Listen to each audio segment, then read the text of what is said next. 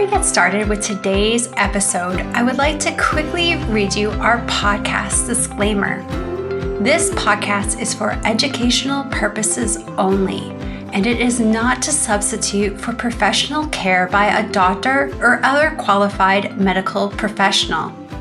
You should always speak with your physician or other healthcare professionals before doing any fasting, changing your diet in any way, taking or adjusting any medications or supplements, or adopting any treatment plan for a health problem.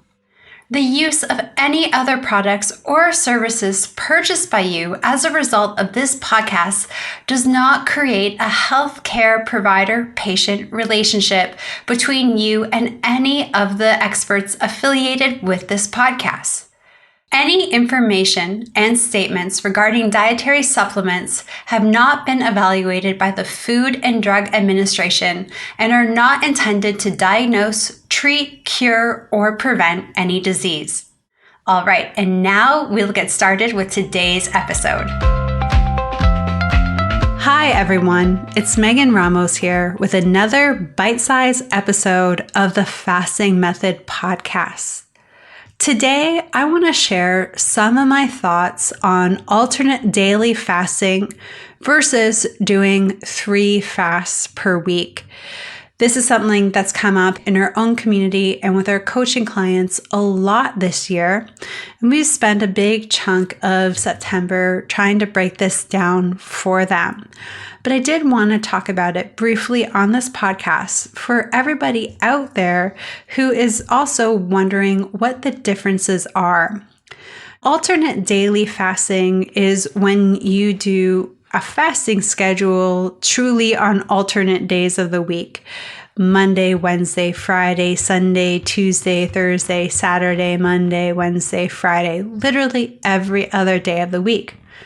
You'll often hear this referred to as an ADF schedule, whether you see it on social media or even if you join our community, you'll hear people talking about ADF. So something that's come up a lot this year and over the summer is it better to do something alternate days like an ADF schedule, or does it make sense to do something 3 times a week? Now, when you do an ADF schedule, at the end of the year, there are more fasting days than if you were to do 3 fasting days a week. But there's not that many more fasting days, mathematically speaking. What it boils down to is what strategy is going to work best for you, both hormonally and logistically with your lifestyle. Because what is going to be most successful for you at the end of that year is what you can do more consistently.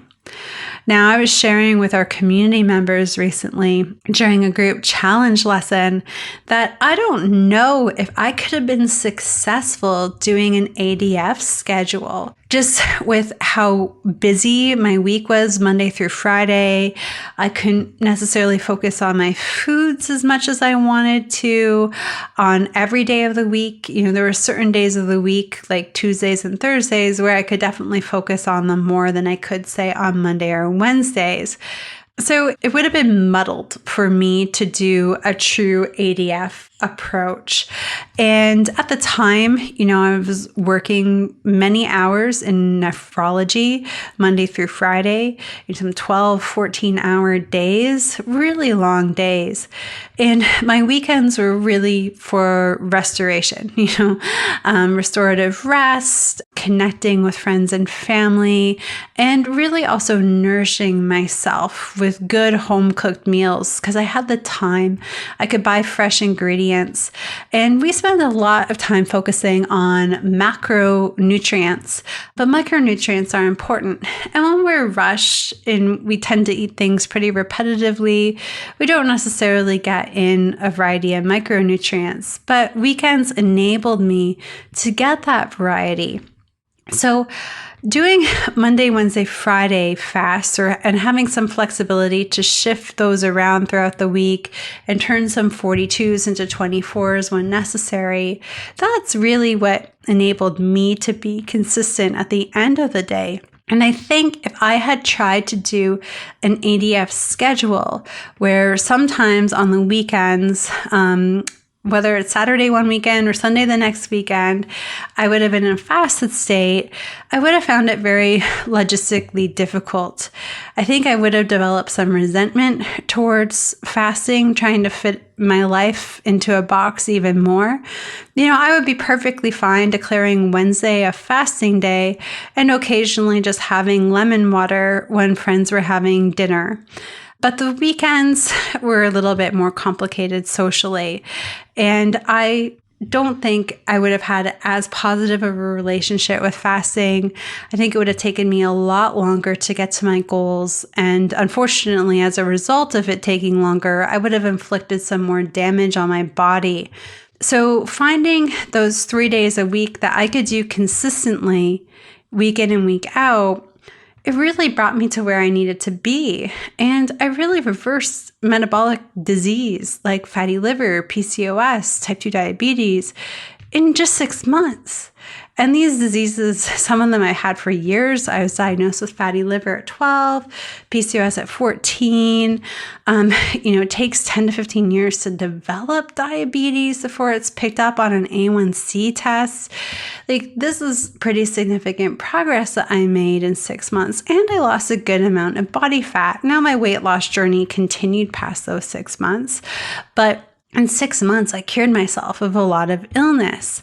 So, that consistency, having a really positive and healthy relationship with fasting, that really helped me feel good. And it gave me the ability to have a really positive and healthy relationship with food throughout my journey too. It didn't start off so easy, but it helped develop a good relationship with food over time. So that worked for me. Shortly after I hit some really important roles in my journey, we started the IDM clinic at the time. The Intensive Dietary Management Clinic is what we used to be called in Toronto. And our demographic of patients was just different than me. I was in my 20s at the time. A lot of the people that were in our clinic, they were in their retirement years. Their social stuff was scattered throughout the week. It wasn't necessarily all condensed to weekends, except for maybe around some holiday times. And most of them were a bit older and had more long-standing disease than I did, or much more severe type 2 diabetes than I did, and had some other hormonal irregularities. So lifestyle-wise, it was better for them to be even more intermittent. So doing an alternate daily approach with their fasting. And because of their hormonal imbalances and maybe some leptin resistance where they struggle with reaching satiation, they found it easier just to not have 2 consecutive days of full eating. So, 2 days of 2 to 3 meals back to back. So even if one of those ADFs was a 24 and they only had 1 meal just to have that big Sunday meal with their family, for example, they still didn't have 2 full days of eating back to back where they had a total of 4 to 6 meals. They might have a total of 3 meals. For example, if they do an 18 on Saturday and a 24 on Sunday. So this hormonally gave them a bit of an edge. And it worked so well for that particular patient population. Then we opened up the patient population where we saw more people who had crazy Monday to Friday routines like I did for various reasons. And really the restorative time and social time fell on the weekends, and eating was very important for those community involvements. And they just couldn't do the ADF. So we just focused on those 3 fasts per week. And everybody was successful when they were doing what works best for them.